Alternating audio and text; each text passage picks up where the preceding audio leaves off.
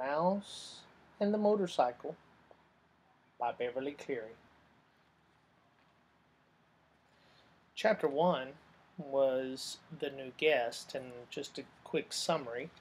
Um, Apparently, the family of Keith, he's the boy, and his mom and dad have just come from on a road trip, I think from Ohio, and they've just stopped at a hotel that mom doesn't like. She thinks it's not really all that clean, and she thinks it probably has mice. Keith is excited about that. Dad is too hot.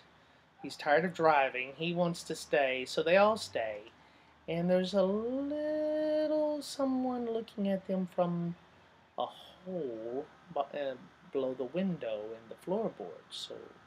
And we saw in the picture that it was a mouse looking at them. And at the end of the chapter, the boy plays with his cars, and at the very end, they're getting ready to go have, there's an apple. He eats an apple, and when he's finished with the apple, he puts it on the table, and he puts the core, they call the apple core, the end of the apple, on the table. Oh, but then Mrs. Gridley sees it and puts it in.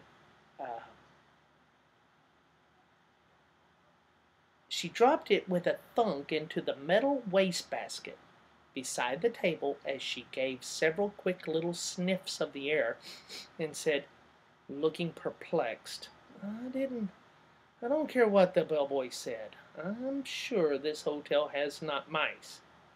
I hope so, muttered Keith. And it looks like they're getting ready to go eat. So, the next chapter is called Chapter 2, The Motorcycle. The Motorcycle. Except for one terrifying moment when the boy had poked his finger through the mouse hole, a hungry young mouse named Ralph eagerly watched everything that went on in room 215. At first he was disappointed at the size of the boy who was to occupy the room.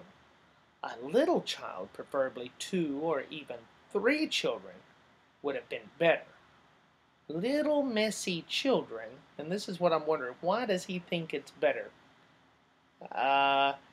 If there's little children, a lot of little children.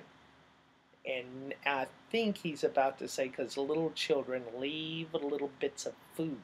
But anyway, it says, little messy children were always considerate about leaving crumbs on the carpet. Oh well, at least these people did not have a dog. If there was one thing Ralph disliked, it was a snoopy dog. Next, Ralph felt hopeful. Medium-sized boys could almost always be counted on to leave a sticky candy bar wrapper on the floor or a bag of peanuts on the bedside table, where Ralph could reach them by climbing up the telephone cord. With a boy this size, the food, though not apt to be plentiful, was almost sure to be of good quality. The third emotion felt by Ralph was joy when the boy laid the apple core by the telephone. This was followed by despair when the mother dropped the core into the metal basket. Ralph knew that anything at the bottom of the metal wastebasket was lost to a mouse forever. A mouse lives not by crumbs alone, and so Ralph experienced still another emotion. This time food was not the cause of it. Ralph was eager, excited, curious, and impatient all at once. The emotion was so strong it made him forget his empty stomach. It was caused by those little cars, especially that motorcycle and the brum, brum, brum sound the boy made. That sound seemed to satisfy something within Ralph, as if he had been waiting all his life to hear it. Brum, brum, brum, brum, brum, went the boy. To the mouse, the sound spoke of highways and speed, of distance and danger, and whiskers blown back by the wind. The instant the family left the room to go to dinner, Ralph scurried out of the mouse hole and across the threadbare carpet to the telephone cord, which came out of a hole in the floor beside the bedside table. A telephone cord. Oh my goodness, that's the used to before cell phones. Every house, hotel room had a phone, and and there was a cord that plugged into the phone and then kind of went down on the floor and went through the wall somewhere. Ralph, scolded his mother from the mouse hole, you stay away from that telephone cord. Ralph's mother was a great worrier. She worried because their hotel was old and run down and because so many moms were often empty with no careless guest to leave crumbs behind for mice. Oh, she sounds like the mother of, what's the boy's name? Alex, I think? The boy's name is Alex, right? Keith. No. Keith is the boy's name. Okay, so the mother of the mouse is Ralph. His mother and the mother of Keith, the boy, they're both kind of worriers. And okay, she worried about the rumor that their hotel was to be torn down when the new highway came through. She worried about her children finding aspirin tablets. Ralph's father had tried to carry an aspirin tablet in his cheek pouch.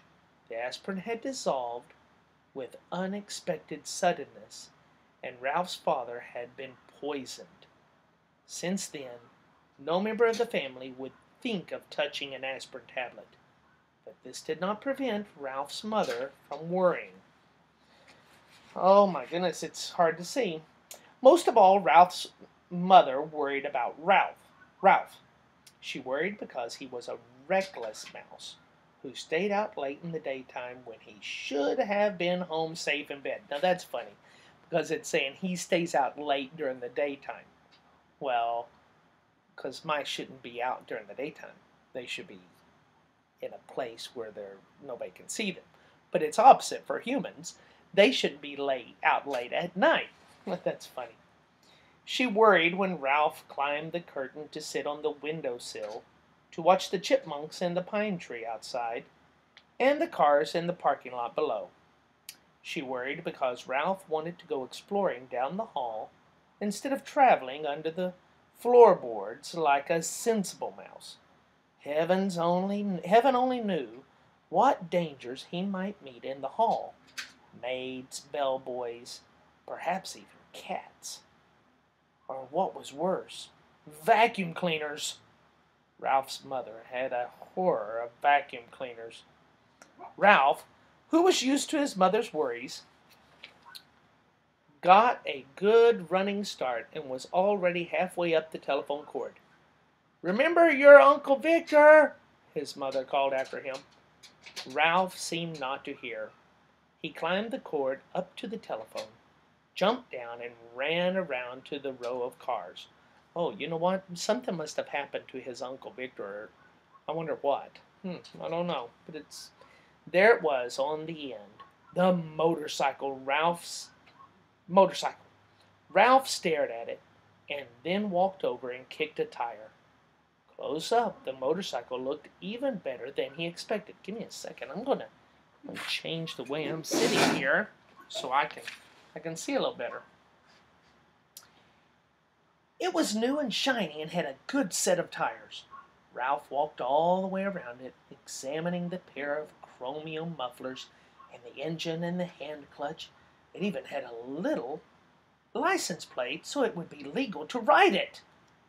Boy, said Ralph to himself, his whiskers quivering with excitement. Boy, oh boy! Feeling that this was an important moment in his life, he took hold of the hand grips. They felt good and solid beneath his paws.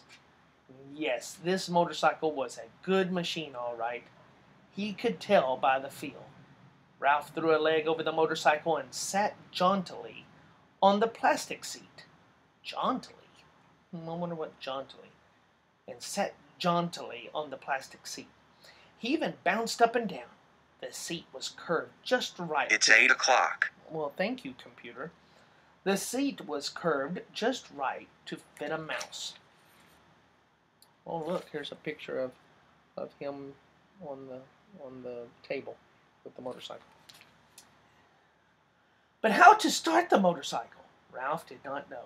And even if he did know how to start it, he could not do much riding up here on the bedside table. He considered pushing the motorcycle off onto the floor, but he did not want to risk damaging such a valuable machine. Ralph bounced up and down on the seat a couple more times and looked around for some way to start the motorcycle. He pulled at a lever or two, but nothing happened. Then a terrible thought spoiled his pleasure. This was only a toy. It would not run at all. Ralph, who had watched many children in room 215, had picked up a lot of information about toys. He had seen a boy from Cedar Rapids throw his model airplane on the floor because he could not make its plastic parts fit properly. A little girl had burst into tears and run sobbing to her mother when her doll's arm had come out of its socket. And then there was that nice boy, the potato chip nibbler, who stamped his foot because the batteries kept falling out of his car. Oh, he's thinking back to other times when other people had been in the hotel room. But this toy could not be like all those other toys he had seen.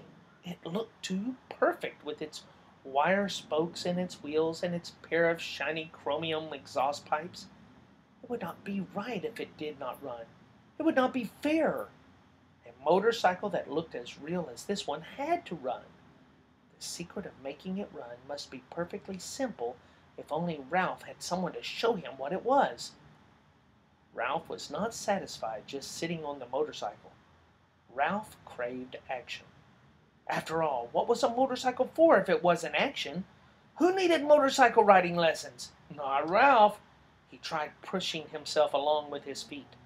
This was not nearly fast enough, but it was better than nothing.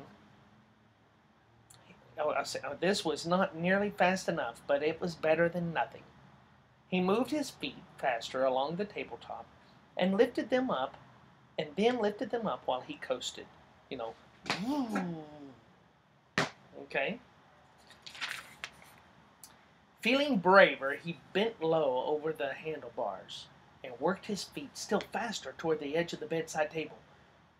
When he worked up a little speed, he would coast around the corner. He scrabbled his feet on the tabletop to gain momentum.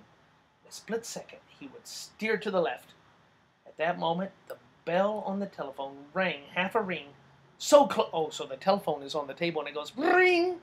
So close that it seemed to pierce the middle of Ralph's bones. It rang just that half ring, as if the girl at the switchboard realized she had rung the wrong room and had jerked out the cord before the ring was finished. In other words, someone had rung the room because they're at a hotel, and just she realized, oh, it's the wrong room, and stopped the ringing. That half a ring was enough. It shattered Ralph's nerves and terrified him so that he forgot all about steering. It jumbled his thoughts until he forgot to drag his heels for brakes. He was so terrified he let go of the hand grips. The momentum of the motorcycle carried him forward over the edge of the table. Down, down through space tumbled Ralph with the motorcycle. He tried to straighten out, to turn the fall into a leap, but the motorcycle got in his way. He grabbed in vain at the air with both paws. There was nothing to clutch, nothing to save him, only the empty air. For a fleeting instant, he thought of his poor old Uncle Victor. I wonder what happened to his Uncle Victor. That was the instant the motorcycle landed with a crash in the metal wastebasket. Oh, and that's where the Alpo is. Ralph fell in a heap beside the motorcycle and lay still. Look.